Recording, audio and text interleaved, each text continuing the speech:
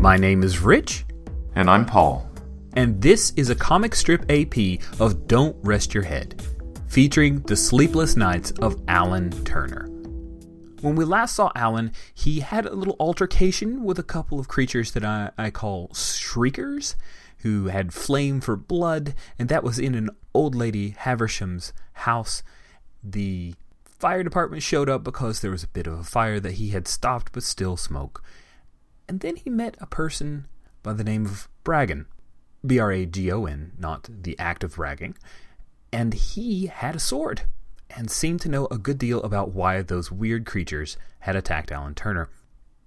After a brief conversation, the two of them went to an old rubber tire factory because Bragon had explained that honey had been stolen away by a person whose stage name is the Howler, and Allan Turner agreed to go with him. They went into the rubber tire factory, went through what looked to be a furnace that brought them to a very weird place, a wine shop.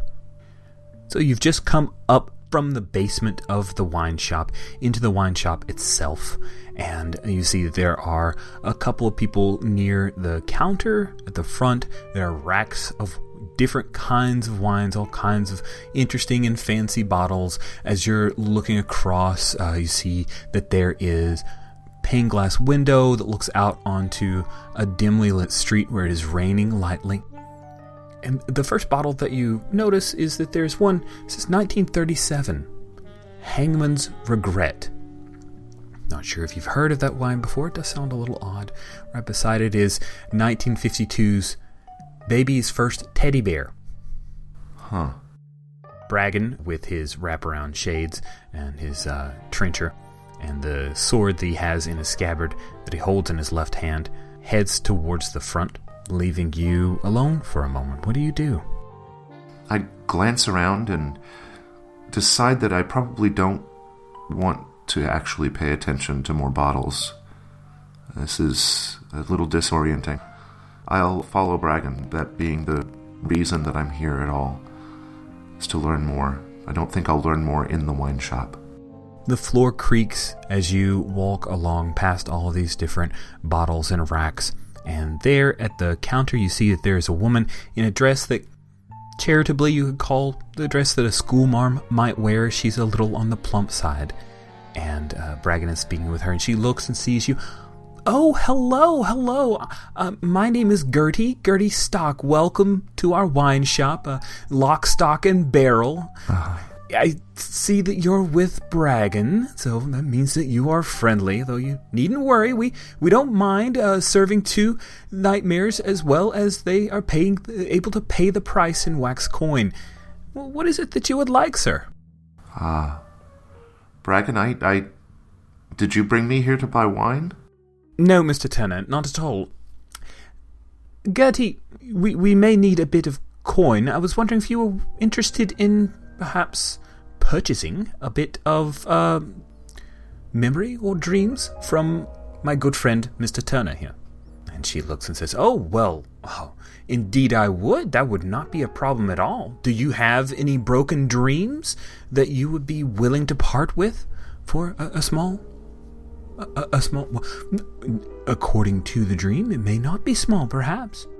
I am absolutely confused. I haven't gotten a full answer from Bragon about anything, and now he's trying to get me to sell my... What? How you can't even do that. So I'm just kind of stand there and stare. She blinks a couple times and looks to Bragon, and Bragon holds up his hands apologetically. I'm sorry, Mr. Turner. You have entered a state not akin to a dream.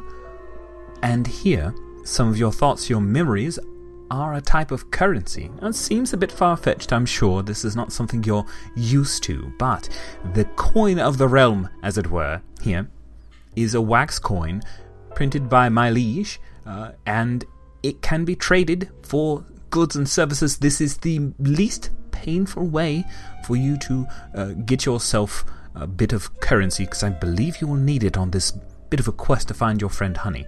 Completely up to you. However, I would recommend it.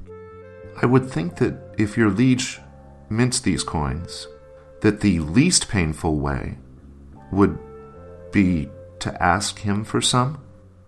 Oh, well, point of fact, that is not inaccurate. However, you have not sworn fealty to him, so it does not, let us say he keeps hold of the purse strings a bit tightly, and so you'll have to trade for it as a medium of exchange. Now, if you would like to speak to my liege, I can make an introduction, Mr. Turner, and we could work about you swearing fealty.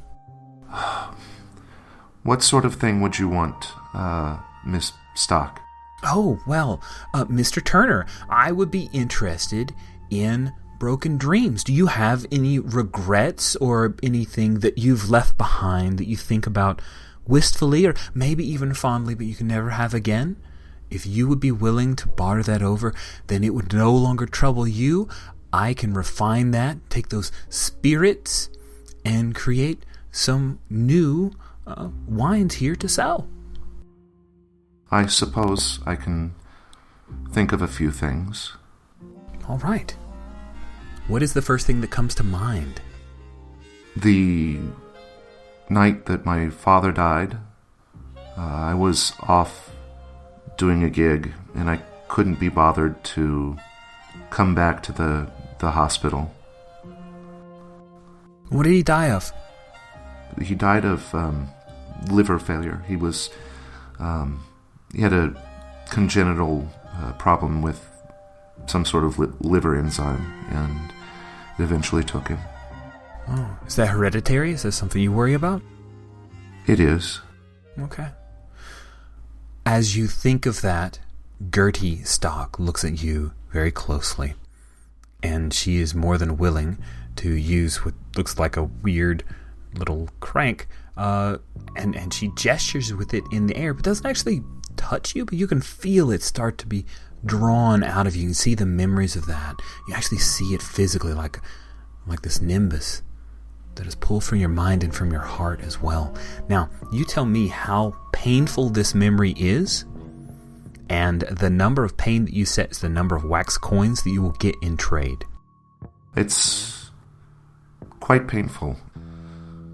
Dad and I had our ups and downs, but I felt it was a bad decision and a bad day.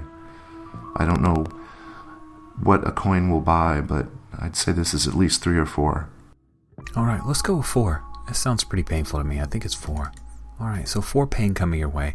You have your discipline, and remember that you have 1 point of exhaustion that you've already built up. Is there anything else you'd like to add to this roll? I'm not entirely sure what I'm rolling for. What's the stake here? I'm sorry. That's perfectly legitimate. The stake here is that this pain could become a bit overwhelming. It could cause you to become more exhausted. It could cause some other trouble to creep up if you fail at that roll. Regardless, the pain is going to be taken from you, but there may be some that stays with you. And so this is just resisting the effects of what she's doing. Yes. Okay. You know what? I'm just going to roll with the 4 I've got. All right, 4 versus 4. Let's do it. Again, you're looking for 1s, 2s, and 3s. I have 1 success. I have 3 successes, and pain dominates. Yes. So pain dominates. Now, if pain dominates, you pay a greater price.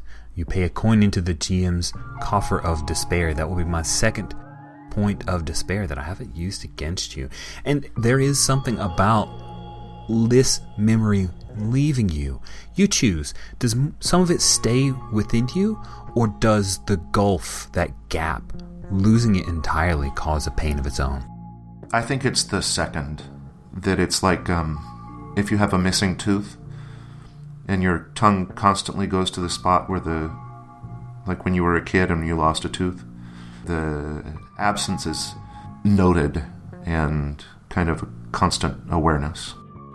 Very well. You feel that going away. You see this spiritual essence leave your mind and your heart, and there's just the lack, the knowledge. You still remember the fact of it, but summoning up any kind of emotion attached to that regret is fruitless. And in fact, there's that disturbing lack of it, that you'd have to perform it if anyone asked you about that loss.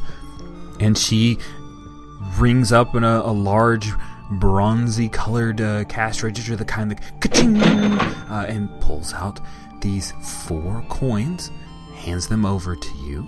You see that in profile is a man wearing a crown of candles, and that the coin itself is made of wax.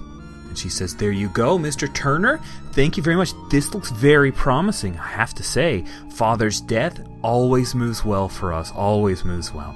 So thank you so much. And if you have any other regrets that you'd like to, we'll see how these bottles move, but I'm sure that we can work out future arrangements if you would like."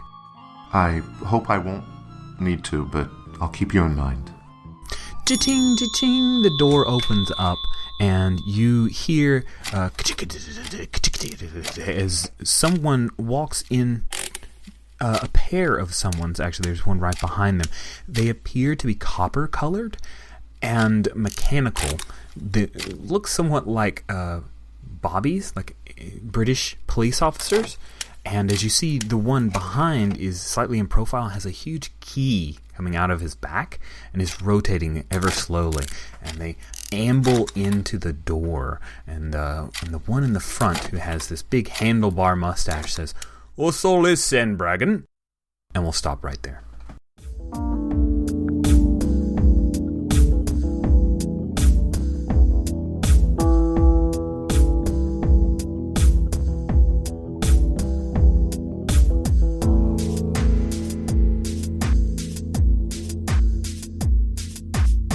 Hi, this is Jason from The Gauntlet.